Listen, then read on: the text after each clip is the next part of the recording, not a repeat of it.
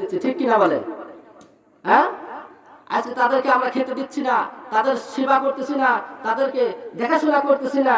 সুতরাং এই যে তারা যদি শব্দটা উচ্চারণ করে, মুখ দিয়ে বাহির করে, আমার আপনার আমলনামা সব আল্লাহ বরবাদ করে দিবেন। জোরে বলেন নাউজুবিল্লাহ। আল্লাহ রাসূল বলেছেন তিনটা কাজ ইসলামের মধ্যে সবচেয়ে উত্তম। কয়টি কাজ? তিনটি কাজ। তার এক নাম্বার হচ্ছে পিতামাতার সাথে ছেলে সন্তানরা ভালো আচরণ করবে। জোরে বলেন সুবহানাল্লাহ। ভালো আচরণ করবে, এটা হচ্ছে উত্তম কাজ। ছেলে সন্তানের কর্তব্য কি? পিতামাতার সাথে ভালো আচরণ করে। যদি মারা যায় এখন কি করবে? যত সেবা করতে পারে নাই, খেদমত করতে পারে নাই, এখন তাদের জন্য উচিত হচ্ছে তাদের জন্য দোয়া করা। জোরে বলেন সুবহানাল্লাহ। আর যদি কোনো পাওনা দেখে যায় ওইগুলো কি করা? ওইগুলো পরিশোধ করা। পিতামাতার যারা বয়সী আছে দুনিয়ার উপরে, তাদের সাথে ভালো ব্যবহার করা। জোরে বলেন সুবহানাল্লাহ। তাদের জন্য দোয়া করা, তাদের ঋণ রেখে যায় সেগুলো পরিশোধ করা, পিতামাতার বন্ধু বান্ধবের সাথে ভালো আচরণ করা। এই যে মরে গেলে পরে এইগুলো ছেলে সন্তানদের কর্তব্য, দায়িত্ব। আমরা কি করি? বাবু একবার মরে গেছে, এখন ভাতটা দেই নেই, এখন কি করি? একটা বাবু জিয়ারতের একটা ব্যবস্থা করো, দোয়ার একটা ব্যবস্থা করে একবার জান্নাত পৌঁছে দাও। মানে জান্নাতের কন্ট্যাক্টারে নিয়েছে। আসলে তা না, আপনার আমল দিয়ে আপনাকে পার হওয়া লাগবে। সে যেই হোক না কেন, মুফতি হোক না কেন, মুহাদ্দিস হোক না কেন, আল্লাহওয়ালা হোক না কেন, নিজের আমলেই আপনাকে পার হতে হবে। অন্যর আশায় থাকা যাবে না, নাকি বলেন? অন্যর ভরসায় থাকা যাবে না, নিজের আমল দিয়ে আপনাকে পার হতে হবে। আল্লাহ রাসূল বলেছেন, ওমা ফাতেমা, তুমি মনে করছো যে নবীজির বিটি হিসেবে তুমি পার পেয়ে যাবে? না, কিয়ামতের ময়দানে তোমার আমল দিয়ে তোমাকে নাজাত পেতে হবে। জোরে বলেন একবার সুবহানাল্লাহ। ফাতেমার ব্যাপারে যদি এই কথা হয় আসে, তাহলে আমি আপনি কি হয়ে গেলাম বলেন তো দেখি?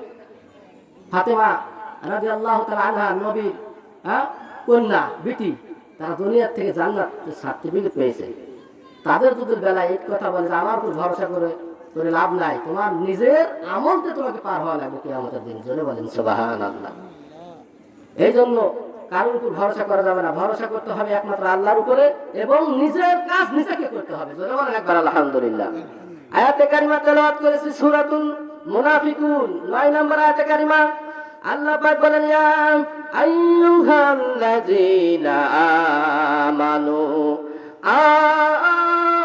আমানু লা তুলহিকুম আমওয়ালুকুম ওয়ালা আওলাদুকুম আন যিকরিল্লাহ। জোরে বলেন আল্লাহু আকবার। আল্লাহ পাক বলেন, হে ঈমানদারগণ, ইয়া আইয়ুহাল্লাযীনা আমানু, হে ঈমানদারগণ, তোমাদের ছেলে সন্তান, তোমাদের স্ত্রী পুত্র, তোমাদের টাকা পয়সা, ব্যাংক ব্যালেন্স, এগুলো হচ্ছে সব হচ্ছে ক্ষতিগ্রস্ত। এগুলো সব তোমাদের কল্যাণে আসবে না, কোনো কিছুই উপকারে আনতে আসবে না, উপকার করতে পারে না। সুতরাং এইগুলোর মায়ায় তোমরা ভুলে গেছো আমি আল্লাহর জিকির থেকে, আমি আল্লাহর স্মরণ থেকে তোমাদেরকে দুনিয়ার ছেলে সন্তান, দুনিয়ার অর্থ করে তোমাদের ভুলিয়ে রাখছে। কতক্ষণ পর্যন্ত ভুলিয়ে রাখছেন? আল্লাহ পাক সূরা তাকাসুরের মধ্যে বলেন, হাত্তা সুরতুমুল মাকাবির। জোরে বলেন আল্লাহু আকবার। তোমাদের ছেলে সন্তান, তোমাদের টাকা পয়সা, সম্পদ, তোমাদের কবর পর্যন্ত ভুলিয়ে রাখছে। জোরে বলেন একবার নাউজুবিল্লাহ। আমি আপনি এখন মারা গেলে চোখটা বন্ধ করলে কেউ আমার সাথে যাবে না, সব কিছু রেখেই খালি হাতে যাওয়া লাগবে। আসছিলাম খালি হাতে, আসছি যেভাবে সেইভাবে যেতে হবে, নাকি? না কোনো কিছু নিয়ে যেতে পারবো? বলেন, কোনো কিছু কি নিয়ে যাওয়ার ব্যবস্থা আছে? সুতরাং যাবে কি? কাপড়, 2 টুকরা কাপড়। সুতরাং কবিতায় বলেন, 6 দিন পর নখ খসে যাবে, 9 দিন পর চুল, কবর গৃহে সামান নিতে কইরো না কেউ ভুল, কবর জায়গা ভালো না, আমল দিয়ে কবর গৃহ সাজিয়ে নিতে হয়। কথা বলেন ঠিক কিনা? আমল দিয়ে কবর গৃহ সাজিয়ে নিতে হয়।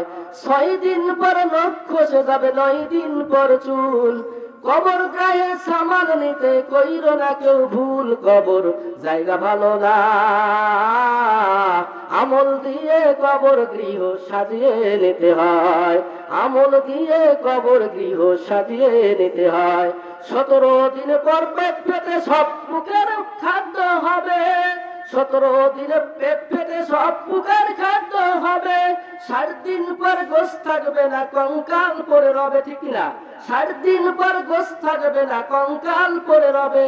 90 দিনে হাড়গুলি সব, 90 দিনে হাড়গুলি সব আলাদা হয়ে রয় কবর, জায়গা ভালো না, আমল দিয়ে কবর গৃহ সাজিয়ে নিতে হয়। কথা বলেন ঠিক কিনা? ওই কবর কোনো কিছুই দেখবে না, আপনি দেখবে কবর শুধু আমল, ঠিক আছে কিনা? কথা বলেন ঠিক কিনা? আমরা জানি কবরে 3টা প্রশ্ন করা হবে, মতান্তরে 4টা প্রশ্ন করবে। কয়টা? 4টা। 3টা প্রশ্নের উত্তর যারা দিবে, 4র্থ নাম্বার প্রশ্ন হবে যে এগুলো কোথায় পেয়েছো বলো। হ্যাঁ, কোথায় পেয়েছে উত্তরগুলো, সংগ্রহ করছে কোথা থেকে? তখন যদি আমি আপনি কোরআন মাফিক চলি, হাদিস রাসূলের সুন্নাহ মোতাবেক চলি, তাহলে ওই ইমানদার ব্যক্তি বলবে এটা কোরআন এবং সুন্নাহর মধ্যে পেয়েছি। জোরে বলেন সুবহানাল্লাহ। তাহলে সে ব্যক্তি সফল হয়ে যাবে, সে শান্তির ঘুম সে ঘুমাইয়া যাবে। জোরে বলেন একবার আলহামদুলিল্লাহ। আজ উত্তর দিতে একবারে না পারি, লা আদ্রি করি, তাহলে কি হবে?